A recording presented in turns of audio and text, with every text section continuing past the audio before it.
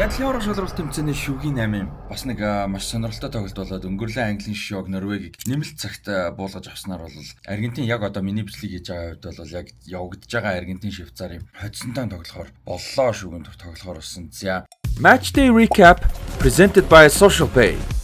Эхлээд бол Бенфикад маш сайн тоглож байгаа. Норвегийнхаа лигээс Бенфикад ирээд их сайн тоглож байгаа. Андреас Шелдруп сулгай хуулийн одоо супер цогцолтыг хийж бол нэг тэг болгосон. За тэгээд хоёр тэг болгосон одоо болгох маш том боломжийг бол одоо юу яасан. Александр Сурлот алдсан. Нэг хамгаалагчийн эсрэг хоёр давтлагч гарч ирсэн. Александр Сурлот бөмбөгтэй. Цаана нь бол Эрлинг Хааланд сул байсан. За тэр дамжуултыг бол өгөөгүй. Өөрөө мөнгөнд зохих гэж явсаар байгаад одоо хамгаалагч руу цогцолтыг бол хийсэн. Тэгээ Сурлотын хувьд бол ерөөсө бөмбөгтэй тоглолтог тоглогч биш ээ. Тэгээ тэр нь одоо сул тал болов уу гэж бодохоор яг үндэ шийдвэр нь муу байсан гэж хэлж болно. За ингээ ихний үед бол ерөнхийдөө иймэрхүү өндөрсөн. Энээс өөрөөр одоо онцлох юм бол байхгүйгээр явж байсан. За тэгээд хаалгач Ориан Нилан бол одоо бөмбөгийг тоглолтод оруулаад цөлсөн бөмбөг нь явж байгаад гинт тогтсон чиглэл өөрчлөлт доош унсан. За тэр доош унсан бөмбөгийг Элид Андерсон аваад тэгээд давталгаа болсон Антони Гордон дамжуултгсан. Антони Гордон хурдтай давталгаа явуулаад хөндлөн дамжуултыг маш мэдрэмжтэй гой дамжуултыг өгсөн. За тэр дамжуултыг Жуд Беллингем хэр гой гол болгож бол тоглолтын тооны ярцаг тэнцвэлсэн. За тэгээд тэр гол дээр бол нэг сонирхолтой юм яригдж байгаа нь яг дөрмийн дагуу бол бөмбөг талбайгаас одоо тоглогчдоос өөр одоо зүйлд объектэд бөмбөг хүрэх юм бол автоматар одоо тоглолтоос гарсан гэж бол үзэх ёстой. Өөрөөр хэлбэл одоо тэр камер ч юм уу камерны утас кабелтэй одоо шүүгч гэсэн хуучин бол шүүгчийг талбай нэгсэ гэж үздэг байсан. Ийм бол дүрмтэй байгаа. За тэгээд харах юм бол яг Ориан Айланы цөлсөн бөмбөг яг явж байгаад яг ингээд одоо миний харагдж байгаа цөс бол ингэж явж байгаад ингээд доош унж байгаа. Та ч гэсэн сайн хараараа давталтыг. За тэгээд Элид Андерсон очоод яг яасан. За тэрийг бол одоо тасалжуулагч, Норвегийн тасалжуулагч, за Хааланд, Ориан Нилан гэдэг одоо олон хүмүүс бол шүүгчд хэлсэн боловч вар шалгах боломж бол байсан. Цаанаас нь мэдээж яг цаана бол вар шалгасан байв. За энэ дээр юу болсон бэ гэхээр бөмбөг бол мэдрэгчтэй болсон. За одоо Хорват, Португал дээр тэнцвүүлсэн голыг цуцлахад таад маань сарсан тийм.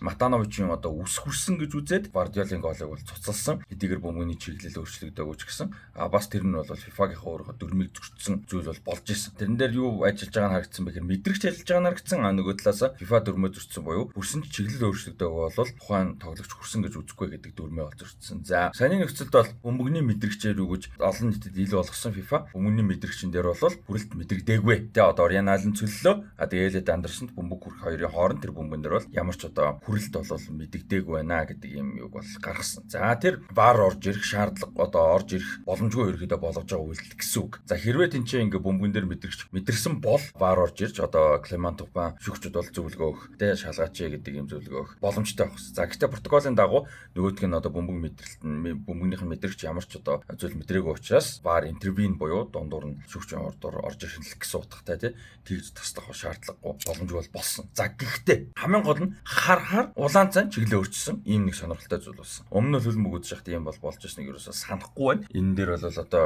мэдрэгч нь болоогүй юм уу? Эсвэл одоо яадгийн нэг юм сонирхолтой зүйл бол болсон ямар тач. Хөлбөмбөгийн дэлхийн аваргын тоглолтын үр дүнг хэн сайн таах вэ? Та Social Pay application-ийн нэмэлтсээр орж тааварт оролцоод дараах шагналын эзэн болох боломжтой. 2 дугаар шатны 3 супер ялагч, PlayStation 5, ширээний хөлбөмбөг болон албан ёсны jersey, хөлбөмбөгийн бөмбөг тус хоцно. Үүнээс гадна та гэр бүл, найз нөхөд, ажлын хамт олноороо өөрсдийн лигийг үүсгэж хэн нь хамгийн сайн дэлхийн аваргын тоглолтын үр дүнг таахаа тодруулаарай. Social Pay.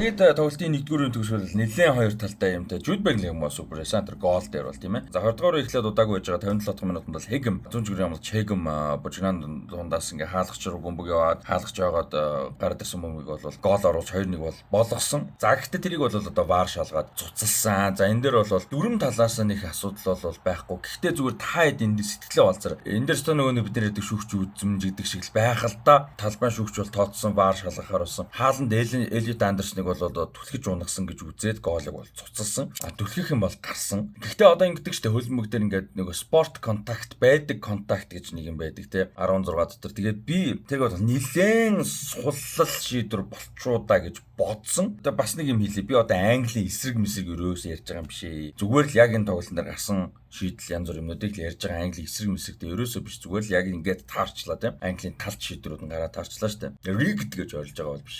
Нилээн сул шийдвэр болчуудаа л гэж бодлоо. Түлхээ хөдөлгсөн гэхдээ 16 дотор түлхэх байтугай юм болдог. За тэрийг бол одоо алиг нь зөвөөр шийдэх үү гэдгийг мэдээж баланс бас байгаа те. Премьер лигт нэг өөр, аврагууд лигт нэг арай өөр гэдэг ч юм уу. Ямар багийн гол дээр Йонатан Тагийн гол дээр санагдаж байна те. Парагвай дээр баха. Тэр голыг туслахад бол Юрген Клоп хэлсэн байсан шүү дээ. Хэрвээ энэ голыг тооцохгүй бол одоо Арсеналын саний Премьер лигийн удирдлын 60% голыг тооцохгүй шүү дээ гэж. Яг заавал Арсеналыг муулах гат ч юм уу ингээд байгаа даа биш зүгээр л одоо 4 мөн өөр байна гэдэг утгаар те. Яг FIFA Премьер лиг байл өөр. Тэгээ тэрэн шиг Стоженко нэг Арсенал гэдэг шиг санийх бол үнэхээр одоо тийм алдаа байсан уу гэхэд хэцүү л ийм түлхэлт байсан. Тэгээд адилхан түлхэлцэж байгаа шүү дээ. Тэр чинь нэг тийм спортлог бус ч юм уу хүч хэрэгэлсэн аюултай ч юм уу тийм үйлдэл юу ч хийгээгүй. Бүр ингээл амар зурж унгаагүй, бүр амар савж түлхэж болгонгаагаадсан юм байхгүй адилхан түлхэлцээд болон дээр төвсөлдөж байгаа юм чинь тий. Тэр бол надад хитрхи зүйлэн санагдсан. Гэхдээ юу гэдэг яг цаасан дээр дүрм арах юм бол буруу зүйл байгаа. Тэгэхээр саяны хоёр шийдвэр дээр бол яг цаасан дээр арах юм бол буруу зүйл бол байхгүй шүү шүүгч талаас. Гэхдээ одоо юу гэдэг фэн талаас үзэхэд бол ингээд жоохон эргэлзээ санагдсан. Тэр бөмбөгний үед бол одоо бүр гайхамшиг тий. Одоо мэдгүй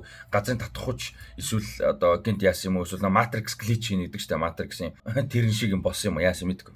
За тэгээ эхний 2 дугаар үеийн төгсгөл рүү Рис Джеймс орж ирлээ. Джейд Спенс орсон, Сака орж ирсэн. Сака бол хид хид мөчүүдээр тунд авгүй байсан. За ялангуяа Джейд Спенс зүүн зүгээр дээр орж ирээд бол маш сайн тоглолтыг үзүүлсэн. За нэг пенальти авчирсан. Тэр пенальтиг бол цуцсан бас зөв шийдвэр байсан. Джейд Спенс бол яг бөмбөгөө алдж байгаа мэдээд 16 дотор явж байгаа мэдээд яг хөлөө албаар гүйж байгаа тоглогч урдуур тавьж бол унсан шүүгчийн шийдвэр бол зөв байсан. За тэгээд нэмэлт цаг дээр бол одоо Jude Bellingham мэдрэмжтэй товтлогчийн юм голыг оруулаад дэлхийн аврагын шалралт тэмцээний түүхэнд тургуулын цохилтгүйгээр хамгийн олон гол оруулсан англи тоглогч бол болж байна. Gary Lineker, Harry Kane хоёроос олон голыг бол нээлттэй тоглолтоос оруулчаад байна. Тэгээд Jude Bellingham бол үнэхээр том тоглолтын тоглогч юм. Үнэхээр гайхалтай сэтгэл зүйтэй юм. Үнэхээр мундаг хичээл зүтгэлтэй юм. Ямар ч мундаг мэдрэмжтэй юм те. Jude Bellingham бол үнэхээр гайхалтай тамирч юм аа. Үнэхээр гайхалтай тоглогч юм аа. Одоо тэгээд Bellingham чи хэдэн оны хөлөөд юм ч одоо дөнгөж 21 2 22 3 таа шүү дээ. Арайч 21 биш баг. Залуухан шүү дээ. Тэгээд ихэд Английн шишээгийн хамтаар 2 дахь дэлхийн аврагт орж байгаа. 2 евроод орсон. Ийм одоо бүр гайхалтай тийм тэрээр аль хэдийн супер болчихсон мөртлөө нэмээд одоо бүр цаашаага өчнөө өсөх юм боломжтой бол байж байгааг нь бодохоор үнэхээр гайхалтай байна. Түүхлийн хувьд бол энэ тоглолтын дараа бага нэлээд шүмжилсэн яриа бол өгсөн байлээ. За тэрэн дээр дараа нь бол Jude Bellingham-тай сэтгүүлж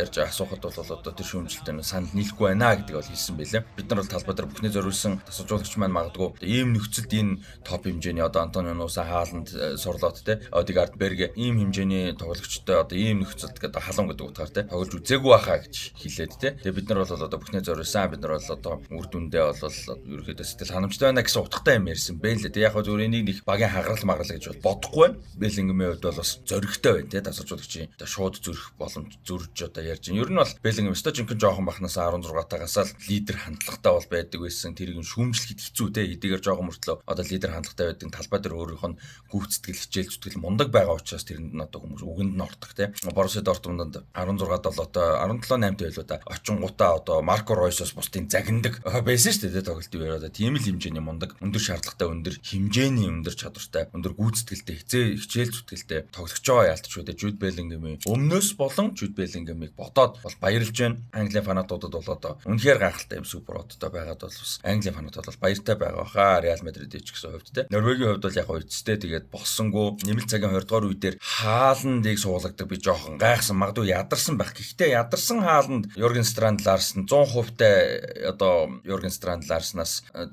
200% илүү баймаар л юм тэгээд одоо суулгасноос жоохон гайхсан. Сэлгэнээс Оскар Боб, Антонио Нуса хоёр орж ирээд бол нэлээд ирж хүч нэмсэн. Тун даагүй тогсон. Ер нь бол Кристофер Айер маш гоё нэг мөргөлтийг хөндлөвч хүртэл онсон шүү дээ. Тэгээд Норвегийн хувьд бол муу тоглоогүй, сайн тоглосон, боломжоо ашигласан болоод ялангуяа тэр нэгдүгээр төгсгөд Александр Сурлаад ашигласан бол за шүүгчийн тэр нэг одоо шийдвэрүүд магадгүй Норвегийн талд гарсан болвол тий. Ингэсэн бол Норвег бол хожууд бас гайхааргүй л одоо ийм тоглолтыг үзүүлээ. Гэхдээ эцсийн үр дүнд бас одоо ялангуяа нийт бүрэлдэхүүн нь илүү за авиас чадвар өндөртэй тоглогчид ихтэй бүрэлдэхүүн болвол тоглолтын хугацаа явах тусмаа л илүү ашигтай болчих. Нэмэлт цаг маг дээр одоо ингээд сэлгээгээр орж ирэх боломжуудын л харалтаа тий. Хааланд үнэхээр ядарсан л байх л та. 115 дээр суулгаад сүүлийн 15-ыг Юрген Странд Ларсен тоглож байгаа жишээ. Тэгэхэд тэнцэн нөгөө талаас Сака форм бэртлийн ямар нэг асуудалтай байж байгаа сэлгээгээр орж ирж гин тий. Одоо Маркус Рашфорд сэлгээгээр орж ирсэнгүү, шаардлага байсангүй. Оли Watkins сэлгээгээр орж ирсэнгүү те шаардлага байхгүй. Ivan Toney бол нэг ч талбайдаар харагдаагүй ээж гэдэг ч юм уу. Дасалжууд чи багт явчихгүй яасан бэ гэдэг Jordan Henderson хүртэл одоо тэр тоглолтын дээр баг баяр тэмдэглэж явж байгаагаараа уулзсан талбайдаар гарч ирэх шаардлага байхгүй гэдэг ч юм уу. Ингээд харах юм бол бүрэлдэхүүн болвол яалтч илүү гарч байгаа. Цаг нь явах тусам л одоо давуу талтай болж байгаа. Тэгээ нөгөө илүү ус бол бүрэлдэхүүн, илүү нэмлэг, илүү авиас чадвар баг бүрэлдэхүүн ч одоо тэгээд нэмэлт цагтар улам л ядарна, улам хэцүү болж байгаа. Тэгээд тэр нь бас гарж ийна. Ер нь энэ тэмцээнүүд дээр энэ тоглолтууд одоо Аргентины 2 тоглолтын дээр тэр мэдгдлээ, Франц дээр мэдгдлээ гэдэг ч юм уу те. Ер нь Африкийн багууд бол сүүлчийн мөчүүдэд гол алдаж мултарж байгаа бол бас тэрнтэй тодорхой хэмжээгээр холбоотой шүү дээ те. Тэгээд матч дээр recap-ийн ивент итгэгчээр ажиллаж байгаа Social Media хамт олондоо баярлалаа. За тэг үргэлжлүүлээд Аргентин Швейцарыг ярилццгаая.